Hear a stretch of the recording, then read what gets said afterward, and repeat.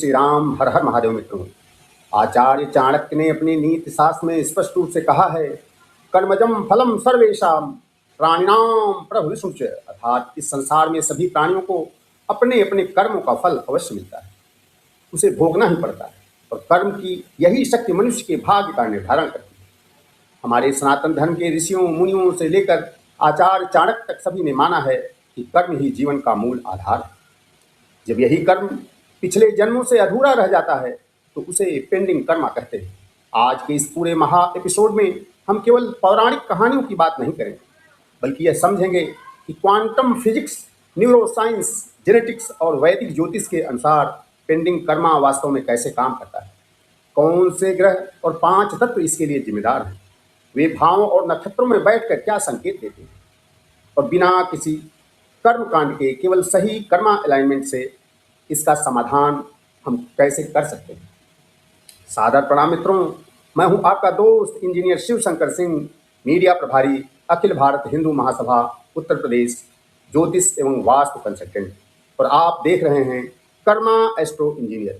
मित्रों, पेंडिंग कर्मा कोई अंधविश्वास या दृष्टि डर नहीं है। आधुनिक विज्ञान के 3 बड़े नियम इसे पूरी तरह सिद्ध करते हैं। पहला नियम है फिजिक्स का ऊर्जा संरक्षण नियम। विज्ञान कहता है कि ऊर्जा कभी नष्ट नहीं होती, केवल रूप बदलती है। आपके विचार, शब्द और कर्म एक इलेक्ट्रोमैग्नेटिक फ्रीक्वेंसी पैदा करते हैं। न्यूटन के तीसरे नियम यानी एक्शन और रिएक्शन के अनुसार जब तक आपके पिछले कर्म की ऊर्जा न्यूट्रल नहीं हो जाती, वह आपके जीवन में बार बार घटना बनकर लौटती रहती है। दूसरा है एपिजेनेटिक्स और सेलुलर मेमोरी। मॉडर्न जेनेटिक्स सिद्ध कर चुकी है कि आपके पूर्वजों और पूर्व संस्कारों के अनुभव आपके डीएनए और सेल्स में स्टोर रहते हैं। इसे हम सेलुलर मेमोरी कहते हैं। ज्योतिष में भी इसी डीएनए पैटर्न को हम पेंडिंग कर्मा का जैविक प्रमाण कहते हैं। तीसरा है न्यूरोप्लास्टिसिटी और अवचेतन मन। हमारे दिमाग का 95% हिस्सा अवचेतन मन चलाता है। पुरानी अनसुलझी इच्छाएं और डर दिमाग में न्यूरॉन्स के पक्के न्यूरल पाथवे बना देते हैं, जिससे इंसान जीवन में एक ही गलती बार बार दोहराता रहता है। अब हम समझाते हैं कि ब्रह्मांड के कौन कौन से ग्रह और तत्व इस पेंडिंग कर्मा को ट्रिगर करते हैं। मुख्य रूप से शनि, राहु, केतु और चंद्रमा इसके लिए बड़े जिम्मेदार ग्रह हैं। शनि ब्रह्मांड के चीफ जस्टिस हैं, जो आपसे अनुशासन और धैर्य मांगते हैं। राहु आपकी वो अधूरी इच्छाएं हैं जिन्हें पूरा करने के लिए आप हमेशा उतावले रहते हैं। केतु वह क्षेत्र है जहां से आपको विरक्ति सीखनी पड़ती है।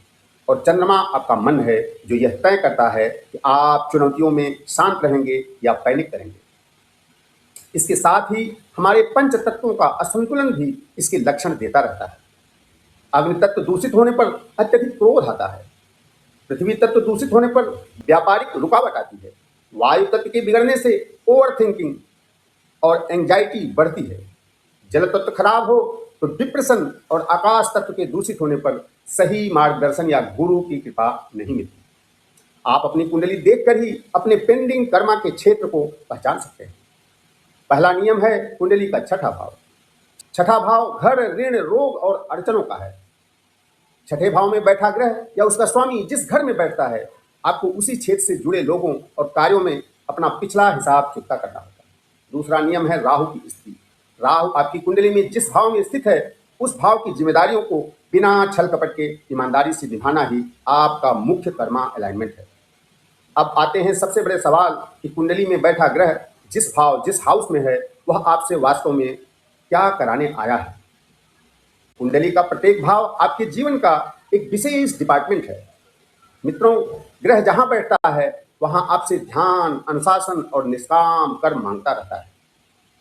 अगर सूर्य किसी भाव में बैठा है तो वह वहां आपसे ईमानदारी, नेतृत्व, अपना अहंकार त्याग कर उत्तरदायित्व निभाने को कहता है। अगर चंद्रमा जिस भाव में बैठा है, वह घर आपकी भावनाओं का केंद्र है। वहां पैनिक होने के बजाय आपको मानसिक धैर्य और करुणा रखनी होगी। अगर मंगल जिस भाव में है, वह आपसे उस क्षेत्र में अपनी ऊर्जा, साहस और कर्म करने को कहता है, लेकिन बिना क्रोध और उतावलेपन के। अगर बुध जिस भाव में है, वहां आपको अपनी तर्क शक्ति, स्पष्ट वाणी और निष्पक्ष व्यापारिक सोच का सही उपयोग करने के लिए कहता है।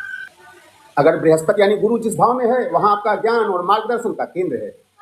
वहां आपको अहंकार छोड़कर दूसरों को सही राह दिखानी है।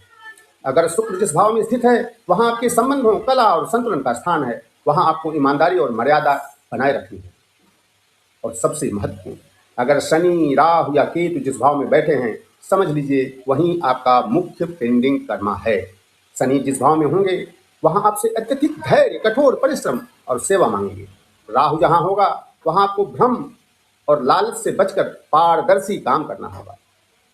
और केतु जिस भाव में होगा, वहां से आपको जुड़ाव छोड़कर निस्वार्थ भाव से अपनी जिम्मेदारी को निभानी होगी। अब समझिए कि नक्षत्र की ऊर्जा ट्रांसफर कैसे होती है। मित्रों, ग्रह जिस राशि में होता है वह उसका शरीर है, लेकिन ग्रह जिस नक्षत्र में बैठा होता है वह उसकी आत्मा और ड्राइविंग फोर्स है। जब किसी ग्रह की दशा आती है तो उस नक्षत्र का स्वामी यह तय करता है कि ऊर्जा कहाँ और कैसे प्रवाहित होगी। इस ऊर्जा को अपने जीवन में सकारात्मक रूप से ट्रांसफर करने के 3 सबसे बड़े नियम। पहला नियम है नक्षत्र के स्वामी का कर्मा अलाइनमेंट। यदि आपका मुख्य ग्रह केतु के नक्षत्र जैसे अश्विनी, मघा या मूल में हो, तो आपकी ऊर्जा को ध्यान, अध्यात्म और अनुसंधान की ओर मोड़ने से ही आपको शांति मिलेगी। यदि ग्रह सूर्य के नक्षत्र में है तो सुबह सूर्य स्नान, पिता का सम्मान करते ही ऊर्जा एक्टिवेट होती है। दूसरा नियम है सेंसरी और तात्विक ट्रांसफॉर्मेशन। जिस नक्षत्र में ग्रह बैठा है उससे संबंधित तत्व अग्नि, पृथ्वी, वायु, जल या आकाश के अनुसार अपना आहार और दिनचर्या बदले। जल तत्व के नक्षत्र में ग्रह हो तो चांदी के जल को पिए और मन को शांत रखें। वायु तत्व के नक्षत्र में हो तो प्राण और ध्यान से ओवर थिंकिंग को नियंत्रित करें। तीसरा नियम है प्रकृति और जीवों से जुड़ना। अपने जन्म नक्षत्र से संबंधित पौधे का रोपण करना और पक्षियों एवं जीवों की सेवा करना आपके सब कॉन्शियस माइंड की नकारात्मक ऊर्जा को तुरंत डिस्चार्ज करके न्यूट्रल कर देगा। मित्रों, पेंडिंग कर्मा का बोझ हल्का करने का एकमात्र तरीका सही कर्म और तात्विक संतुलन है। मैं इंजीनियर शिव शंकर सिंह, मीडिया प्रभारी, अखिल भारत हिंदू महासभा उत्तर प्रदेश और आपका ज्योतिष एवं वास्तु कंसल्टेंट, आपसे आह्वान करता हूं वीडियो को लाइक करने, शेयर करने और कर्मा एस्ट्रो इंजीनियर के इस चैनल को सब्सक्राइब करने में आपका एक भी रुपया खर्च नहीं होगा। इसलिए कृपया हमारा अनुरोध है कि इसे तुरंत सब्सक्राइब करें और अपने मित्रों और अपने चाहने वालों को इसे शेयर करें, जिससे कि अधिक से अधिक लोग इस सनातन ऊर्जा की अपना लाभ ले सकें। धन्यवाद।